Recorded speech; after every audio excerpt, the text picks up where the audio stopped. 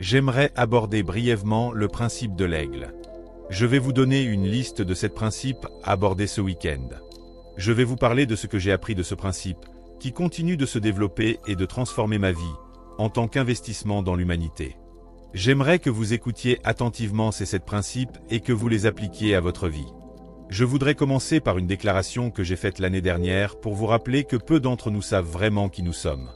L'endroit le plus riche de la planète ne sont pas les mines de diamants d'Afrique du Sud. Ce ne sont pas les mines d'or d'Amérique du Sud. L'endroit le plus riche de la planète ne sont pas les champs pétrolifères d'Iran, d'Irak ou du Koweït. L'endroit le plus riche de la planète n'est pas très loin de chez vous. C'est un fait. Vous êtes probablement passé devant en vous rendant à l'aéroport. L'endroit le plus riche de la planète, c'est le cimetière. Vous vous demandez peut-être pourquoi. Car enterrés au cimetière, ce sont des rêves jamais réalisés, des livres jamais écrits, des visions jamais réalisées. Au cimetière, ce sont des tableaux jamais peints, des chansons jamais chantées, des commerces jamais ouverts, de grands hommes morts dans la pauvreté. Mon plus grand rêve et mon plus grand souhait pour vous ce week-end est que vous preniez la décision de ne pas enrichir le cimetière. Que vous y alliez complètement vide, car vous avez réalisé vos rêves, atteint vos objectifs et réalisé la vision que vous aviez en tête avant de mourir. J'espère que vous, en tant qu'individu, mourrez vide. Que vous puissiez dire « J'ai accompli tout ce dont j'avais rêvé et je suis prêt à quitter cette planète comblée ». Il y a l'histoire d'un homme de mon pays, les Bahamas. C'est un pays magnifique. Ce vieil homme vivait sur l'une de nos îles, près d'une plantation de canne à sucre. Un jour, passant devant la plantation, il regarda par-dessus le mur. Le propriétaire de la plantation avait demandé à des hommes d'abattre un grand arbre. Le vieil homme les regarda couper l'arbre en morceaux et jeter les bûches en tas pour les brûler. Le vieil homme s'arrêta un instant et, les regardant jeter les gros morceaux de bûches sur le tas de feu, il s'approcha du portail et cria au propriétaire de la plantation. « Monsieur, puis-je vous demander un morceau de ce bois que vous jetez ?» L'homme lui répondit « Ce n'est que de la ferraille. Cet arbre est une nuisance. Nous l'abattons parce qu'il nous empêche de progresser, et nous voulons le jeter hors de notre plantation. Ce n'est que de la ferraille. » Et le vieil homme, l'œil pétillant, dit au propriétaire « Puis-je avoir un morceau de votre ferraille ?» Le propriétaire de la plantation, irrité par le vieil homme, dit « Allez-y, emportez-le. Je n'en ai pas besoin. » Le vieil homme ramassa un gros morceau de ce tronc d'arbre, le chargea sur ses épaules et retourna en titubant au village de notre île, ce lourd morceau de ferraille sur l'épaule. Il entra dans sa petite cabane et le déposa au milieu du sol. Puis il fit quelque chose de très rare dans la plupart de nos vies. Il prit son ciseau et son marteau, et il contourna le morceau de ferraille comme possédé par un esprit. Il s'arrêta un instant pour observer le morceau de ferraille, et il sembla y voir quelque chose. Soudain, il prit son marteau et son ciseau comme possédé, et il se mit à frapper le morceau de ferraille avec le marteau et le ciseau. Des morceaux de bois volèrent de ce débris, et il travailla comme sous l'effet d'un sortilège. Il continua à transpirer, à frapper et à ciseler le débris. Une fois terminé, il en libéra un magnifique aigle royal. Il était si fatigué et épuisé à 4h30 du matin qu'il tomba parmi les copeaux de bois et s'endormit, serrant fort l'aigle qu'il avait libéré de ce débris. Le lendemain matin, il se réveilla et prit le magnifique aigle qu'il avait ciselé dans le débris et le déposa sur le porche de sa petite hutte. Quelques jours plus tard, le propriétaire de la plantation passa dans sa belle automobile, conduite par son chauffeur. Alors qu'il passait devant la cabane en direction de sa plantation, son regard croisa ce magnifique oiseau et il ordonna au chauffeur d'arrêter la voiture. Ils s'arrêtèrent dans la petite cour du village et demandèrent au vieil homme « Où as-tu trouvé ça ?» Le vieil homme demanda « Pourquoi le veux-tu » Il demanda « Combien accepteriez-vous d'acheter ce magnifique aigle ?» Le vieil homme répondit « Pendant quelques instants, les yeux pétillants, je prendrai 5 000 $ pour cet aigle. » Le propriétaire de la plantation était tout excité, pensant que cela valait plus de 5 000 $. Il a sorti son portefeuille et a fait un chèque de 5 000 $, l'a donné au vieil homme. Celui-ci a pris l'aigle et a couru vers sa voiture. Il a dit avec un grand sourire « J'ai un trésor ». Et tandis qu'il s'éloignait, le vieil homme a regardé le chèque, l'a embrassé et a dit « Ce qui est inutile pour l'un est un trésor pour l'autre. » Je crois que ce morceau de souche, cette bûche, c'est certains d'entre vous ici présents. Les gens pensent que vos rêves sont irréalisables. Vos amis, votre famille et vos collègues vous demandent depuis un an « Pourquoi es-tu toujours dans l'équipe des aigles ?» Pourquoi ne pas t'engager dans quelque chose de plus stable? Pourquoi ne pas faire quelque chose de plus durable? Il n'y a pas d'avenir dans ce genre de métier. Pourquoi ne pas te poser et faire quelque chose d'important? Mais je veux que vous sachiez que Miles Monroe est venu ce soir vous voir, car je vois en vous un aigle qu'ils ne peuvent voir. Je crois qu'enfoui en chaque personne présente dans ce bâtiment se trouve un oiseau magnifique et impressionnant que personne d'autre ne peut voir, sauf celui qui vous a créé. Et je crois qu'en vous réside la capacité de voler à des hauteurs que personne n'aurait jamais imaginées. Si vous y croyez, je veux que vous vous donniez un coup de main, car vous avez la confiance nécessaire pour y croire. L'homme le plus pauvre du monde est celui qui n'a pas de rêve. Et l'homme le plus frustré du monde est celui dont le rêve ne se réalise pas. La plupart des hommes rêvent, mais seuls quelques-uns se réveillent pour le réaliser. Vous êtes parmi eux. La planète compte aujourd'hui 5,8 milliards d'habitants, et 94 000 sont nés la nuit dernière. Et la plupart de ces 5,8 milliards mourront sans jamais réaliser leurs rêves. Mais vous êtes l'exception. Vous avez choisi de vous démarquer et de ne pas vous perdre dans la norme. Vous avez décidé que vous méritiez le droit et l'obligation de donner une chance à votre rêve. Vous avez décidé de ne pas mourir en regrettant de l'avoir fait. Vous avez décidé de quitter la meute et de devenir cette espèce rare qu'est l'aigle. Je veux vous donner les 7 principes qui distinguent l'aigle de tous les autres oiseaux. Ces principes sont applicables à l'homme. Comment le sais-je? Parce que l'aigle est le seul oiseau du règne animal à posséder ces 7 caractéristiques. Curieusement, l'aigle est le seul oiseau auquel le Créateur se compare. D'ailleurs, c'est à lui qu'il dit s'identifier en ce qui concerne l'humanité. Il y a des années, après avoir lu cela, je me suis dit que si le Créateur disait qu'il était semblable à un aigle et qu'il voulait que nous soyons comme lui, alors je devais étudier l'aigle. D'ailleurs, j'ai été attiré par Eagle Team Industries lorsque j'ai reçu l'invitation et que j'ai vu un aigle dessus, car je me suis dit, quiconque, quel que soit le groupe, décide d'acquérir les caractéristiques d'un aigle peut devenir mon ami. Êtes-vous prêt pour le week-end du reste de votre vie? Alors, la première chose que je veux que vous écriviez pour quitter les rangs des pigeons est ce principe. Les aigles volent seuls. Vous ne trouverez jamais d'aigle en vol. Les aigles ne volent pas en vol. Les aigles sont des oiseaux solitaires. Les scientifiques ont étudié les aigles pendant de nombreuses années et sont arrivés à une conclusion. On les trouve un par un. C'est pourquoi, lorsque vous décidez de réaliser votre vision et votre rêve, soudain, ceux qui vous accompagnaient ne se sentent plus à l'aise. Lorsque vous décidez de devenir celui pour qui vous êtes né, vos meilleurs amis deviennent votre problème, car ils ne peuvent plus faire de vous celui qu'ils veulent. C'est pourquoi, lorsque vous décidez de réussir comme vous êtes né, vous vous sentez soudain très seul. Si vous voulez vous élever au-dessus du bruit des canards et du chant des pigeons, vous devrez être prêt à voler seul. Ne rejoignez pas cette entreprise si vous avez besoin de l'approbation de votre famille. Si vous avez besoin de l'approbation de votre communauté, si vous avez besoin de l'approbation de vos associations sociales, car pour réussir, la première décision à prendre est de vous sentir seul ici-haut. Les aigles volent seuls, car ils volent à des altitudes que les autres oiseaux ne sont pas faits pour. Y a-t-il des aigles dans cette salle? Alors, rejoignez-moi au sommet, car ici-haut, l'air est rare. Là-haut, là où réside le succès, l'air est léger. Vous êtes fait pour cette altitude. Alors, habituez-vous à ce que les gens ne soient pas d'accord avec vous. Habituez-vous à ce que les gens n'approuvent pas votre rêve. Habituez-vous à ce que vos meilleurs amis vous tournent le dos. Habituez-vous à ce que les gens ne croient pas en votre rêve, car un vrai leader et un véritable aigle savent que la solitude vient avec le succès. Mais j'ai une bonne nouvelle pour vous. Si un aigle vole à l'altitude d'un autre aigle, devinez qui il y rencontre? Chaque fois qu'un aigle rencontre un oiseau, ce n'est certainement pas un pigeon. C'est pour cela que vous êtes venu ce week-end. Vous êtes venu ce week-end parce que la plupart des gens parmi lesquels vous vivez sont des pigeons. Et pour conserver votre esprit de progrès et votre esprit visionnaire, vous devez rencontrer d'autres aigles qui vous inspireront et vous encourageront. Car pour réussir, il ne faut pas fréquenter les échecs. Ceux qui ne vont nulle part aiment que vous les accompagniez. Ceux qui ne font rien de leur vie aiment que vous ne fassiez rien d'eux. Mais si vous voulez devenir ce que vous êtes censé être, vous devez trouver d'autres personnes qui partagent le même rêve. Et c'est précisément pourquoi cette convention est si importante, car vous deviendrez comme ceux que vous fréquentez. Vous deviendrez comme ceux dont vous vous faites des amis. Vous ne pouvez pas choisir vos frères et sœurs, vous êtes liés à eux par des lois biologiques. Mais vous pouvez choisir vos amis. Je veux que vous disiez à votre voisin, C'est agréable d'être assis à côté d'un aigle.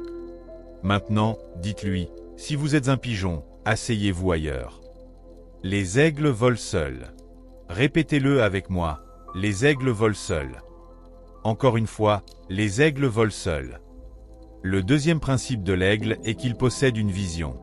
Aucun oiseau du règne animal, et aucun animal, n'a la même vision qu'un aigle. L'aigle est un oiseau étrange. On dit qu'il a une double vue, mais une seule vision. Des études scientifiques ont démontré qu'un aigle est capable de voir en détail à 8 km de distance. Autrement dit, un aigle à 8 km d'altitude peut regarder vers la terre et apercevoir un rongeur, un rat ou un serpent à 8 km d'altitude. C'est le seul oiseau capable de voler haut tout en voyant en détail. L'aigle est donc connu comme l'oiseau le plus concentré du règne animal. Il a la capacité d'être conscient de tout, mais de ne voir qu'une seule chose. Notez-le. Pour réussir, vous devez être conscient de tout, mais vous concentrer sur une seule chose. Pour réussir, vous ne devez pas devenir un touche-à-tout. Un aigle réussit à attraper sa proie car, lorsqu'il la voit, malgré des millions d'autres choses autour de lui à 8 km d'altitude, il se concentre sur le rat et plonge vers lui comme une balle, sans jamais le quitter des yeux. Peu importe les nuages qu'il traverse, le vent qui souffle contre lui, la pluie qui tombe, peu importe le type d'arbre présent. Peu importe les autres animaux qui courent autour de lui. Il fixe son attention, cible sa proie, fond comme une balle et ne quitte sa cible qu'après l'avoir frappée. Je tiens à vous dire que beaucoup d'entre vous sont venus ici et ont perdu le fil. Vous avez été découragés ces 12 derniers mois, depuis notre dernière rencontre. Certains de vos descendants vous ont quitté. Certains de vos proches, que vous pensiez fidèles et motivés, n'ont pas été à la hauteur. Vous êtes venus ici en espérant entendre quelque chose qui vous encouragerait à revenir et à croire à nouveau. Mais j'ai une nouvelle pour vous. Les aigles ne se laissent pas distraire par les pigeons. Je vous mets au défi ce soir, ce week-end, de retranscrire votre vision, de vous remettre en perspective et de quitter cette convention en ne disant qu'une chose. Je n'abandonnerai pas tant que je n'aurai pas atteint mon objectif. Ne laissez pas votre entourage vous distraire de ce qui est en vous. Et votre rêve est en vous. Le troisième principe de l'aigle est qu'il ne mange que de la nourriture vivante. C'est très important pour nous. Il ne mange que de la nourriture vivante. Il ne mange pas de raisins. Il ne mange pas de pommes. Il ne mange pas d'animaux morts. D'ailleurs, les vautours mangent des animaux morts. C'est pourquoi ils sont si laids. Dites à votre voisin, « Je comprends pourquoi je suis si beau. » Allez, dites-le lui. Les aigles ne mangent que de la nourriture vivante. Pourquoi est-ce important? Parce que l'aigle a besoin de viande fraîche pour son métabolisme. Cela signifie que si vous voulez atteindre la hauteur voulue par Dieu, si vous voulez réussir comme vous avez été créé, si vous voulez maintenir votre niveau d'expérience, vous ne pouvez pas vous fier à des informations anciennes, obsolètes, frustrantes et oubliées. Vous avez besoin chaque jour de vous nourrir d'informations nouvelles, passionnantes et rafraîchissantes. C'est pourquoi cette organisation vous fournit des cassettes audio, des vidéos, des brochures et des magazines que vous recevez régulièrement. Pourquoi? Parce qu'ils savent que les gens qui vous entourent sont de la nourriture morte. Ceux qui vous demandent, vous êtes toujours dans le métier? Vous n'êtes pas encore fatigué? Et vous répondez, oh non, je viens de recevoir une cassette du Dr Miles Monroe, et je suis prêt à me lancer. Vous devez nourrir votre vision d'une nouvelle motivation. Un aigle a besoin de nourriture vivante pour survivre, car votre métabolisme de rêveur a besoin d'une nourriture qui nourrit votre rêve. C'est pourquoi je suis très prudent avec les gens qui me fréquentent. D'ailleurs, j'évite beaucoup de gens que je considère comme de la chair morte. Certaines personnes dans votre entourage ont essayé de vous dissuader de réaliser votre rêve, et c'est pourquoi il est si important que vous soyez plus protecteur de votre vision que vous ne l'êtes avec vos connaissances, car tout le monde n'a pas la même passion pour votre rêve que vous. Mais il y a des gens dans cette organisation et à cette conférence aujourd'hui, ce week-end, qui ont aussi un rêve. Vous avez besoin de nourriture vivante. Le quatrième principe de l'aigle est qu'il teste toujours avant de faire confiance. Veuillez noter cela. Vous ne savez peut-être pas comment l'aigle s'accouple, alors je vais vous donner un petit aperçu historique de son mode de vie. Vous allez aimer ça. C'est très intéressant. Avant de s'accoupler, un aigle fait quelque chose qu'aucun autre oiseau ne fait. Lorsqu'une femelle et un mâle se rencontrent et manifestent de l'intérêt l'un pour l'autre, la femelle fait quelque chose que j'espère que les femmes feront. Et si vous faites cela, vous trouverez probablement un meilleur mari. Tout d'abord, l'aigle femelle descend au sol. Elle ramasse une brindille dans son bec et vole à 3 ou 5 km dans le ciel. Le mâle la suit. Puis elle atteint une hauteur d'environ 3 à 5 km et fait alors quelque chose d'étrange. Elle laisse tomber la brindille et la regarde tomber. Le mâle poursuit la brindille, et plus vite elle tombe, plus vite il vole.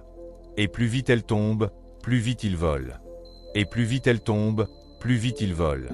Et il essaie de viser la brindille, et il l'attrape dans ses serres avant qu'elle ne touche le sol. Puis il la ramène vers la femelle, et il la lance en l'air. La femelle attrape la brindille et vole encore plus haut. Puis elle laisse tomber la brindille à nouveau, et la brindille tombe, et le mâle vole derrière la brindille. Il poursuit la brindille de toutes ses forces. La brindille tombe, plus vite il tombe, plus vite il vole. Plus vite il tombe, plus vite il vole. Il vient l'attraper et le ramène à la femelle. Il le lance en l'air, elle l'attrape avec son bec et le laisse retomber. Il vole alors vers la brindille, et ils font ça pendant des heures. Et quand la femelle est convaincue que le mâle est expert en attraper les brindilles, alors, et seulement alors, elle le laisse s'accoupler avec elle. Ce serait formidable avant de vous marier, non? Certains d'entre vous me regardent bizarrement en disant « Oh, s'il vous plaît, frère Miles, ne dites pas ça. Ma femme pourrait sortir ce soir et vomir une brindille. » Certains d'entre vous, les hommes, sont tellement rigides que c'est détraqué. Vous n'arrivez même pas à l'attraper. Voici le principe. Ne vous engagez pas avec des gens que vous n'avez pas eu le temps de tester. Si vous voulez réussir, ne gaspillez pas votre énergie avec des gens qui ne s'intéressent qu'à vous, mais qui ne s'investissent pas dans votre entreprise. Beaucoup d'entre vous ont perdu beaucoup de temps à vendre leur entreprise et à essayer de convaincre les gens, au lieu de les laisser s'intéresser à vous. Vous avez passé des heures à travailler avec certains clients, et maintenant ils ne sont plus avec vous. Et vous vous dites parfois, si j'avais consacré autant de temps à quelqu'un d'autre, qui était intéressé, j'aurais pu avoir un diamant avec moi. De retour dans votre ville et sur votre lieu de travail, emportez avec vous ce principe de l'aigle. Si vous voulez être un leader, vous devez être un testeur. Confiez un projet aux gens pour les tester. Donnez-leur une tâche à accomplir, puis observez-les. Voyez comment ils la comprennent. Encouragez-les en leur déléguant des pouvoirs pour vous aider à réaliser certaines tâches, simplement pour vérifier leur engagement, car votre énergie est trop importante pour être gaspillée avec des gens qui ne s'intéressent ni à votre vision ni à la leur. Souvenez-vous simplement que vous ne pouvez pas donner une vision aux gens. Vous ne pouvez que cultiver ce qu'ils ont déjà. Mettez-les à l'épreuve avant de leur accorder toute votre confiance. En fait, la confiance est le fruit du temps et de l'épreuve. Le 5e principe de l'aigle est que les aigles aiment les tempêtes. Les aigles aiment les tempêtes. L'aigle est le seul oiseau de l'histoire et du règne animal qui, dès qu'une tempête se profile à l'horizon, vole vers elle. C'est l'oiseau fou. Tous les autres oiseaux, lorsqu'une tempête menace, se mettent à l'abri. Les pigeons trouvent un trou, et les canards un nid. Mais l'aigle, face à un problème ou à un défi, fonce vers lui plutôt que de s'en éloigner. Il n'est pas étonnant que Dieu lui-même se compare à un aigle et dise « Je vous porterai comme des humains sur des ailes d'aigle. » Car vous aussi, vous êtes des aigles. Si vous voulez réussir jusqu'ici, ici et par ici, j'ai un rappel à faire. Les défis sont bons pour un leader. Les défis sont bons pour un rêveur. La question est, pourquoi un aigle aime-t-il les tempêtes? Devinez pourquoi? Les aigles atteignent une envergure de 2,5 mètres. Lorsqu'une tempête approche, l'aigle la considère comme une occasion de se détendre. Étrange oiseau. Tous les autres oiseaux fuient, mais l'aigle fonce dans la tempête car il utilise la fureur de la tempête pour déployer ses ailes et ses ailerons. Et ses ailerons attrapent le vent de la tempête, et soudain, cet aigle est poussé par la tempête, et il peut planer sur les ailes de la tempête sans avoir à travailler ses ailes. Et ainsi, il se repose sur ce que les autres fuient. Puis-je vous lancer un défi ce soir? Certains d'entre vous traversent des périodes de découragement. Peut-être que votre entreprise est au ralenti. Peut-être que l'économie de votre pays ne se porte pas aussi bien qu'elle le devrait. Ou peut-être avez-vous perdu un membre de votre lignée. Ou peut-être vous êtes-vous retrouvé dans une situation où votre famille s'est retournée contre vous. Ou peut-être avez-vous divorcé. Ou peut-être avez-vous perdu un membre de votre famille par la mort, ce qui a détruit votre concentration. Je veux que vous appreniez une leçon de l'aigle. Peu importe ce que vous traversez, aussi difficile que la vie puisse paraître, aussi éprouvante soit-elle, cette tempête est venue pour vous rendre meilleur. Vous pouvez l'utiliser pour la dépression, ou pour prendre de l'altitude. Vous pouvez l'utiliser pour le découragement, ou pour voler à une altitude que vous n'aviez jamais atteinte auparavant. Les défis mettent votre détermination à l'épreuve. Ils mettent à l'épreuve votre capacité à maîtriser les qualités qui font de vous un leader. Vous ne réussirez jamais sans difficulté. Aujourd'hui, les gens pensent que je réussis grâce à mes accomplissements. Je suis le fondateur d'une organisation présente dans 74 pays. Je suis le directeur d'une entreprise qui vaut des millions de dollars. J'ai aidé des personnes, des gouvernements et des institutions à comprendre qu'ils peuvent faire de même. Mais j'ai quelque chose à vous dire ce soir. Si vous me voyez de face, je suis très beau, n'est-ce pas? Je suis beau. Je suis petit, brun et beau. Et c'est ce que vous voyez de face. Mais si je vous montre mon dos, vous verrez des cicatrices.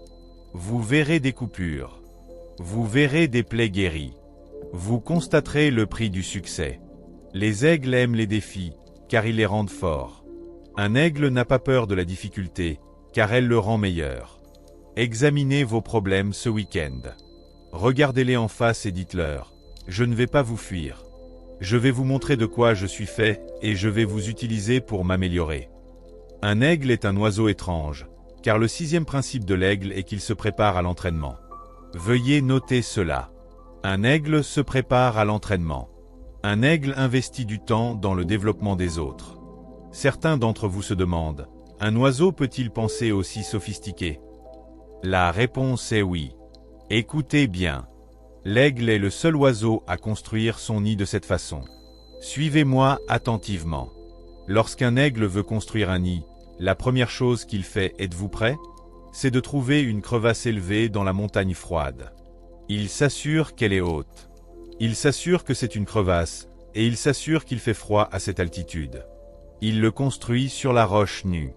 Puis il s'envole après avoir trouvé un endroit et ramasse des brindilles. Il les amène à cet endroit froid et les dispose en suivant un motif. Puis il descend à terre et trouve du tissu et des chiffons. Il les rapporte et les dépose au sommet des brindilles. Puis il retourne à terre et fait la chose la plus insolite. L'aigle part à la recherche d'épines. Il les trouve, les rapporte au nid et les place sur le dessus du tissu des épines épaisses, pointues et dangereuses. L'aigle les trouve. Puis il retourne à terre et rapporte du coton et du tissu qu'il place sur les épines. Une fois cela fait, il retourne à terre et rapporte de la paille qu'il place sur le coton. Puis il retourne à terre et rapporte du coton sur la paille. Et lorsque le nid est doux, chaud et confortable, alors l'aigle femelle vient pondre les œufs. Pourquoi l'aigle a-t-il construit un nid de cette façon? Parce qu'il investit dans l'éducation des autres. Vous ne pouvez réussir dans la vie que si vous êtes prêt à investir dans le développement des autres. Il y a une chose que vous ne voudriez jamais faire, vivre isolé.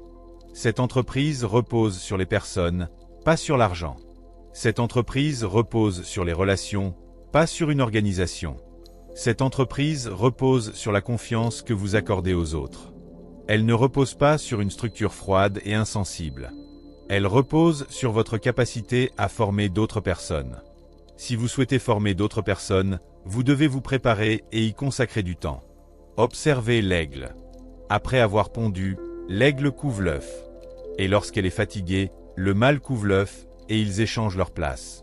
Au fait, c'est un bon conseil pour les couples. Ne laissez pas votre femme faire tout le travail. Couvez l'œuf de temps en temps, mes frères.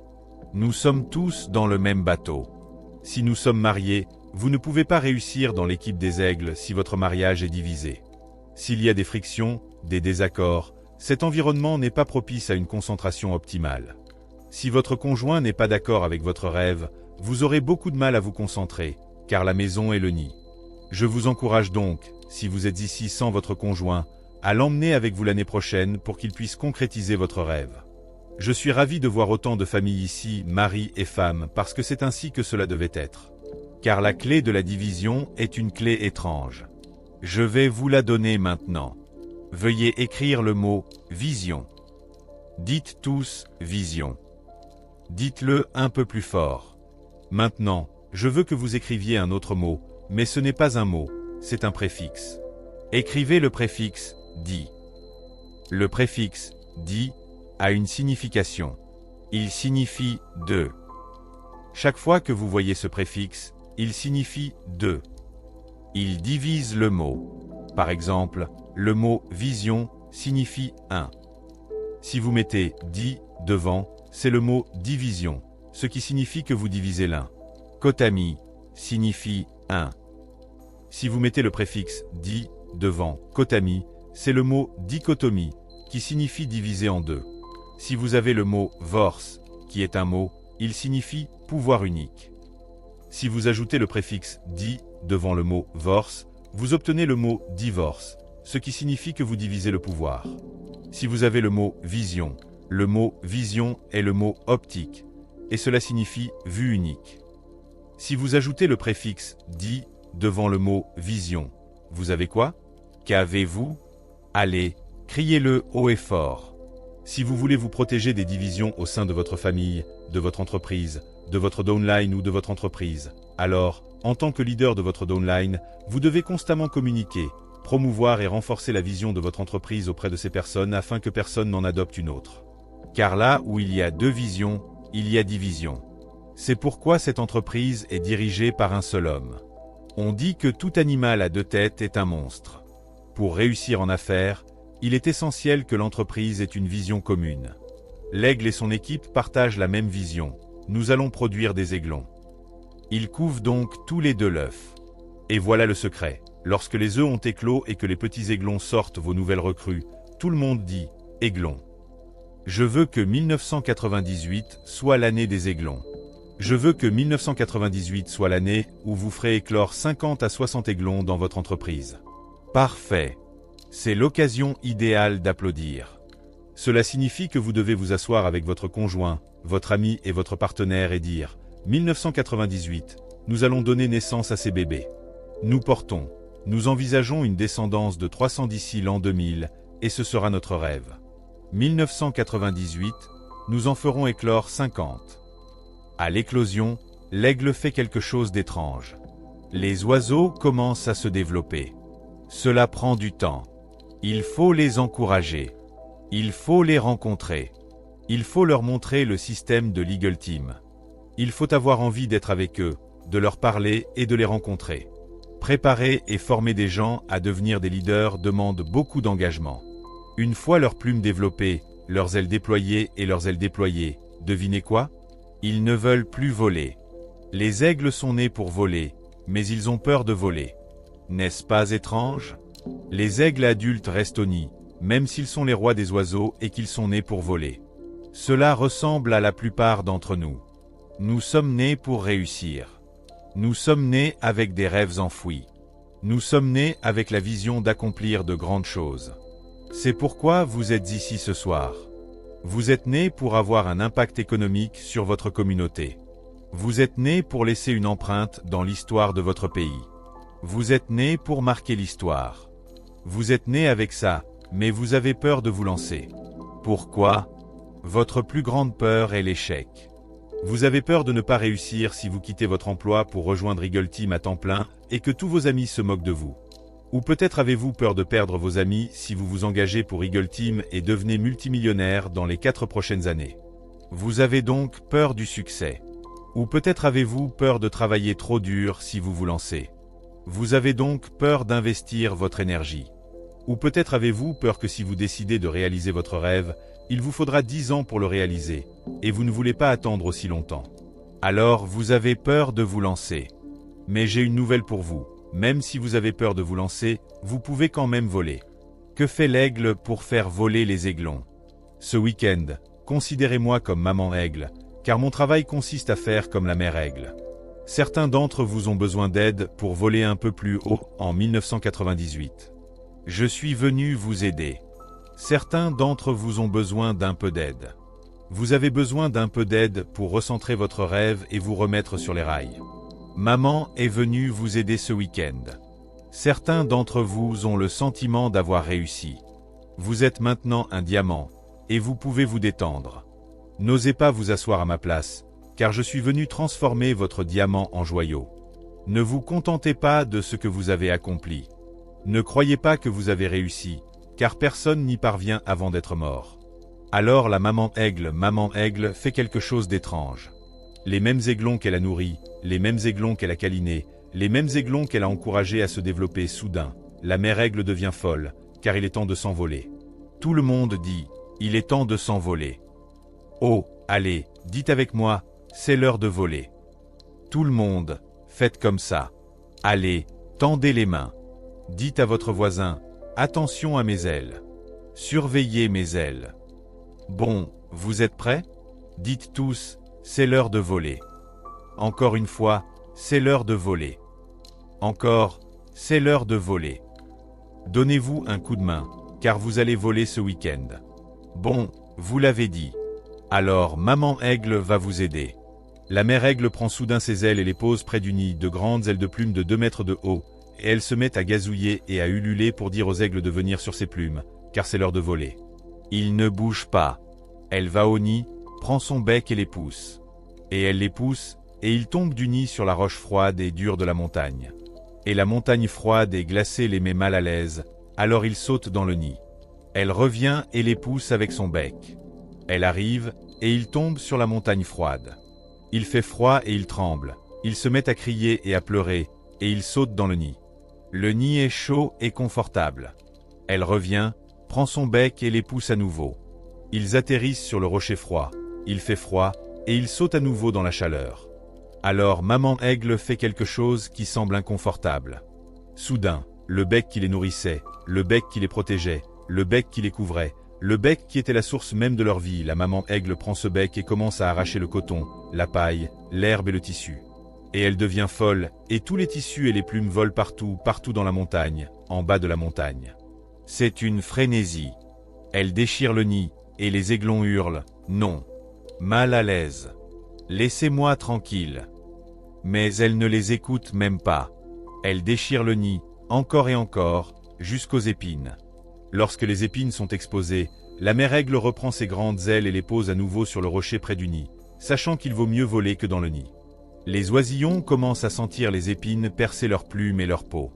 Du sang commence à couler lorsqu'ils se déplacent sur ces épines inconfortables, et ils commencent à se blesser littéralement, car il est temps de voler. Certains d'entre vous sont venus à ce congrès cette année parce que leur travail n'est qu'épine. D'autres en sont arrivés au point où il est inconfortable d'aller travailler, car Eagle Team est devenu un tel intérêt et un tel succès qu'il s'agit désormais d'un conflit entre votre vision et votre travail. Les épines qui vous transpercent au travail sont en réalité des messages qui vous disent « Vole maintenant ou vis éternellement avec une pension ». On ne peut pas réussir son rêve à temps partiel.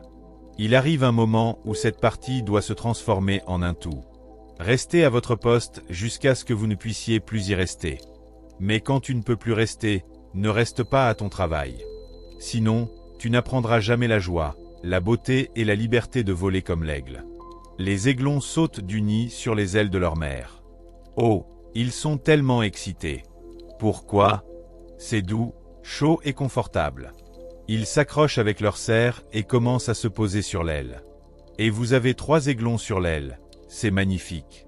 Oh, maman, merci maman. C'est si bon. C'est si bon pour nous. Ils sont excités. Mais alors la mère aigle fait quelque chose de très inhabituel. Alors qu'ils sont tous en vol et qu'ils tiennent leur proie dans ses ailes, la mère aigle saute de la montagne avec ses aiglons sur ses ailes, et elle s'élève à 5 km dans les airs à 6 km au-dessus de la montagne avec les aiglons hurlant sur ses ailes. Lorsqu'elle atteint un point où elle sait que l'air est rare, elle ferme soudainement ses ailes et les aiglons commencent à tomber. Alors qu'ils tombent, devinez qui les regarde? Vous vous souvenez de celui qui a attrapé la brindille? Celui qui a attrapé la brindille a maintenant son travail. Il a été mis à l'épreuve. Alors la mère aigle les laisse tomber, et le père aigle, de ses yeux, voit chaque détail de leur chute. Il crie, pleure, volette et tombe, sans coordination. Pourquoi? C'est un jeune membre de l'équipe des aigles. L'année dernière, certains d'entre vous ont poussé des gens à se lancer dans leur propre petit test, leur propre petite lignée. Vous leur avez confié des missions, mais ils ont hésité, ont trébuché et sont tombés. Ils n'étaient pas très stables, ne sont pas arrivés à l'heure et n'ont pas mené à bien cette mission. Mais ne les laissez pas tomber. Observez-les simplement et ne les aidez pas sans arrêt. Laissez-les vivre ce que vous avez vécu. Laissez-les subir quelques échecs, car le succès est le fruit d'une série d'échecs. Laissez-les tomber un moment, mais ne vous éloignez pas trop d'eux, car ils ont besoin de votre aide comme d'un diamant ou d'un rubis. Ils ont besoin d'être proches de vous, même si vous n'avez pas besoin d'intervenir constamment. Laissez-les apprendre à voler. En fait, la réussite d'Eagle Team dépendra de votre capacité à apprendre aux autres à voler. Si vous devez rester en contact avec tous vos subordonnés, vous n'êtes pas un aigle performant. Votre capacité à libérer les autres est l'avenir de cette grande entreprise. Et donc ils tombent, et juste avant de toucher le sol à 50 ou 60 mètres de hauteur, la mère aigle les observe. Le père aigle plonge soudain comme une balle. Il les rattrape, et ils grimpent, et ils montent, et ils sont si heureux. Ils s'accrochent, disant « Merci, papa. Merci, papa. Oh, papa, on t'aime. » On dirait que les diamants viennent à la rescousse, non? C'est cet appel que vous recevez parfois de votre ascendant, qui vous dit « Comment ça va? Je travaille avec vous. J'ai confiance en vous. » C'est l'aile qui vient vous rattraper. Et le père aigle emmène les aiglons toujours plus haut. Ils se disent « On retourne au nid. On retourne au nid. » Et elle passe, ils dépassent le nid. Oh non! Et elle les ramène là où se trouve la mère aigle, puis il les lâche à nouveau. Et ils tombent, il les rattrape à nouveau, les reprend. Il les lâche, il crie, mais maintenant il commence à réaliser. Et, tu sais, papa ne va pas arrêter de faire ça. On ferait mieux de se servir de nos ailes. Voyez-vous, vos diamants, vos rubis et votre parrain ne vont pas arrêter de vous pousser à prendre des responsabilités. Alors autant apprendre à gérer cette entreprise tout seul. Ce week-end, je veux que vous vous envoliez vers des sommets que vous n'avez jamais atteints auparavant. Utilisez une vision que vous n'avez jamais utilisée auparavant. Commencez à utiliser l'imagination que Dieu vous a donnée pour devenir le meilleur de vous-même. Soyez comme les aiglons qui commencent à comprendre qu'il est temps de voler. Si nous n'apprenons jamais à voler, nous continuerons à monter et à descendre. La vie ne sera jamais une glisse constante. S'il n'a jamais appris à voler, certains jours vos factures sont payées, d'autres jours elles ne le sont pas. Certains jours vos factures sont payées, d'autres jours elles ne le sont pas. Vous ne pouvez pas vivre comme ça éternellement. Vous aurez des ulcères, des dépressions, des tumeurs, des cancers et des migraines si vous essayez une vie en dents de scie. Décidez aujourd'hui que 1998 sera l'année où vous étendrez vos ailes jusqu'à des limites inédites. Soudain, ces petits oiseaux commencent à réaliser « Et, on pourrait le faire. Regardez-moi, je fais comme papa. Regardez ça. Et, on le fait. Oh, voilà le sol. Oh, oh, oh. » Et ils disent « Et, je monte comme mon papa. Regardez ça. Je me comporte comme un diamant. » C'est pourquoi, dans cette entreprise, nous voulons que vous vous habilliez comme un diamant, même si vous n'en êtes pas encore un. Nous voulons que vous marchiez comme un diamant. Nous voulons que vous parliez comme un diamant. Comment ça va? Super. Comment va la vie? Fantastique. Comment vont les affaires? Prospère. Les diamants sont positifs. Mais chaque diamant était autrefois un caillou. Ne vous laissez pas impressionner par les diamants, car tous les diamants naissent d'un morceau de bois pétrifié sous pression, cristallisé en un composé cristallin qui est devenu un cristal, et la pression en a fait un diamant. Les diamants mettent 1000 ans à se former. Ces gens que vous voyez assis là-haut et qui vous impressionnent peut-être tant, rappelez-vous, il y a un prix. Ils ont été sous pression pendant des années. Cela leur a coûté de nombreuses heures, des années et des jours de frustration sous pression. Les diamants sont faits. Tout commence par un morceau de bois, mais seuls ceux qui résistent à la pression deviennent des diamants. Ces aigles doivent apprendre à voler. Le jour arrive où enfin, les aigles sont à l'altitude où volent maman et papa, et eux aussi sont devenus ce pourquoi ils étaient nés, des aigles de haut vol. Je voudrais terminer ce soir sur un petit rappel. Un aigle vieillit, et un aigle finit par mourir. Mais il y a quelque chose de plus étrange chez un aigle, et je voudrais conclure sur ce point ce soir, car demain sera un bon jour pour vous. Quand un aigle vieillit, ses plumes vieillissent. L'aigle trouve un endroit tranquille dans la montagne. Écoutez attentivement, s'il vous plaît. Et l'aigle fait quelque chose qu'aucun autre oiseau ne fait. L'aigle va dans un endroit tranquille dans la montagne, tout en haut de la falaise, seul. Et l'aigle commence à prendre ses plumes, et il prend ses ailes et les place devant lui, et il commence à prendre son bec. Il commence à arracher ses propres plumes et à les jeter sur la montagne. Et il le fait avec l'autre aile. Il tire sur ses plumes et les jette sur la montagne. Il commence à arracher les plumes de sa poitrine et les jette sur la montagne. Et il commence à s'arracher de toutes les plumes qu'il peut atteindre. Et l'aigle se tient là, la peau nue et ensanglantée. C'est un véritable acte d'aigle. Un aigle reste dans ce lieu tranquille jusqu'à ce que de nouvelles plumes poussent. Et tandis qu'il reste dans ce lieu tranquille, on comprend la déclaration du grand prophète Isaïe dans la Bible. Isaïe dit « Espère en l'Éternel ». Autrement dit, nous devons tous trouver refuge en Dieu dans notre entreprise, car nous nous fatiguons. Nous sommes frustrés. Les idées vieillissent. L'entreprise devient ennuyeuse. Nous avons l'impression que ça ne marche pas. Ça ne va pas réussir. On se sent vieux. Je suis venu vous dire, à travers ma propre réussite, à travers mon expérience professionnelle, que lorsque cela m'arrive, je trouve toujours un endroit tranquille, où personne n'est là, et je commence à me battre et à exposer mes peurs et toutes mes frustrations. J'ai commencé à exprimer ma frustration à mon Créateur, à révéler mes faiblesses évidentes, ma dépression, mes dysfonctionnements et le fait que tout ne se passe pas comme prévu. Et j'ai commencé à confesser ma frustration dans ce lieu de silence. Vous savez ce qu'il fait? Il commence à me redonner courage. Il commence à me donner une nouvelle vision. Il commence à revoir ma vision. Il commence à me montrer que le découragement passager n'est qu'une occasion d'avoir du courage, car on ne peut avoir de courage sans peur. Et il renouvelle ma force. Et lorsque l'aigle refait surface, les scientifiques disent qu'il est plus fort qu'avant, car ses plumes sont neuves. Retournez à votre lieu de silence lorsque vous vous sentez frustré. Retournez là où votre rêve a commencé. Trouvez le lieu de méditation à la source de votre véritable potentiel et de vos capacités. Ne vous fiez pas uniquement à la sagesse humaine, et je vous promets que vous serez renouvelé comme l'aigle. Et comme l'a dit Isaïe, espère en l'Éternel, et il fortifiera ton cœur. Tu prendras ton essor comme l'aigle. Tu courras sans te fatiguer, tu marcheras sans défaillir, et tu voleras au-dessus des colombes. Mon souhait et mon défi pour vous, rejoignez-moi au sommet. C'est agréable de voir les aigles voler. À bientôt. Merci infiniment.